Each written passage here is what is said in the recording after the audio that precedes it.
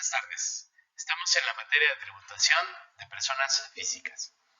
El tema impuesto al valor agregado, IVA.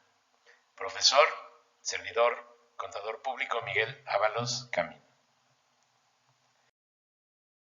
Objetivo de la sesión. El alumno identifica al impuesto al valor agregado como un impuesto al consumo para cumplir con su obligación tributaria. Veamos de qué trata todo esto. ¿Qué es un impuesto, muchachos? El impuesto es una obligación, una imposición, y en cuestiones tributarias se trata exactamente de lo mismo bajo un supuesto de la ley, es decir, que se encuentra legislado. Egerberg nos dice, los impuestos son prestaciones en dinero que el Estado reclama por su poder coactivo para servir a necesidades colectivas, lo cual significa que todos nosotros pagamos un impuesto que debe ser utilizado para bienestar y beneficio de toda la comunidad.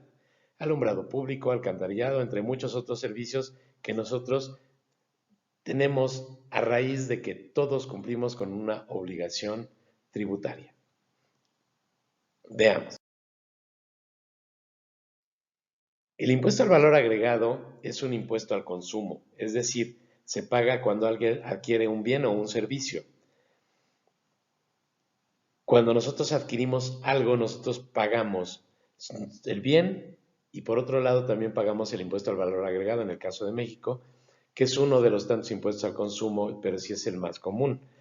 Pero para poder comprar y pagar ese impuesto, alguien tiene que vender, lo cual significa que el que vende cobra un IVA y el que compra paga un IVA. El impuesto debe ser pagado cuando se consume algo y cobrado cuando se vende algo. Entendamos un poquito más con el siguiente ejemplo.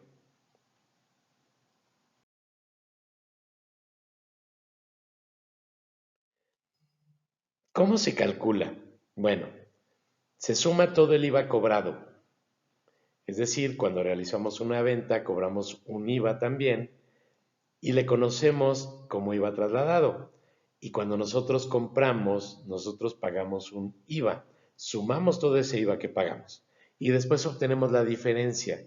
Y entonces sabremos si se trata de un IVA a favor o de un IVA a cargo. Cuando nosotros cobramos más IVA del que pagamos, entonces tenemos un IVA a favor.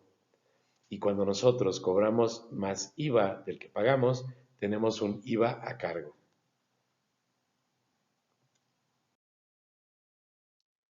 En este ejemplo quedará un poquito más claro. Veamos, tenemos esquemas de mayor. Del lado izquierdo tenemos un IVA pagado, es decir, el IVA acreditado, y lo pagamos por compras que nosotros realizamos. Y del lado derecho tenemos un IVA trasladado, es decir, aquel que cobramos cuando hicimos una venta. En el caso del número 1, regresemos al lado izquierdo. En el número 1 nosotros pagamos 8,000 de IVA. En el número 2 pagamos 4,000 de IVA.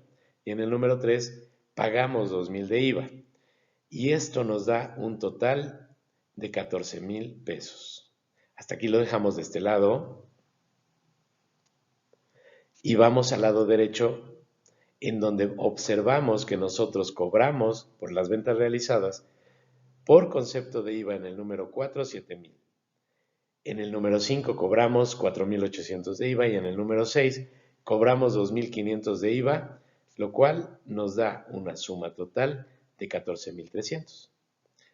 ¿Qué hacemos ahora? Bueno, tenemos que abrir un esquema de A mayor para poder concentrar tanto el IVA que cobramos, que es el IVA trasladado, como el IVA que nosotros pagamos, que es nuestro IVA acreditado. ¿Cómo lo hacemos? Bueno, cancelamos nuestro IVA acreditado haciendo un cargo a IVA por enterar por 14,000 y nuestro abono por la suma total que son 14,000. Por otro lado, nosotros cargamos al total en el IVA trasladado y hacemos un abono por 14,300 en nuestro IVA a enterar.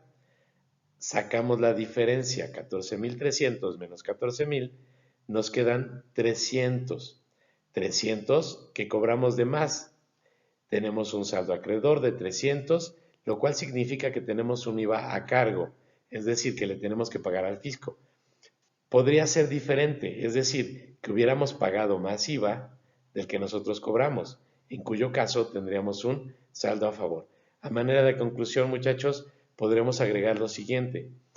El IVA es un impuesto. Es un impuesto al consumo que se cobra cuando realizamos una venta y que se paga cuando hacemos una compra. Se obtiene la diferencia y si nuestro saldo es acreedor, se trata de un IVA a cargo, y si nuestro saldo es deudor, se trata de un saldo a favor. Aquí tenemos las fuentes consultadas: Diccionario de la Lengua Española, Elementos de Finanzas Públicas Mexicanas, Gasto Tributario y Análisis Distributivo de Centroamérica, y el H. Congreso de la Unión Mexicano. Y me resta solamente darle las gracias a todos. Que tengan un excelente día.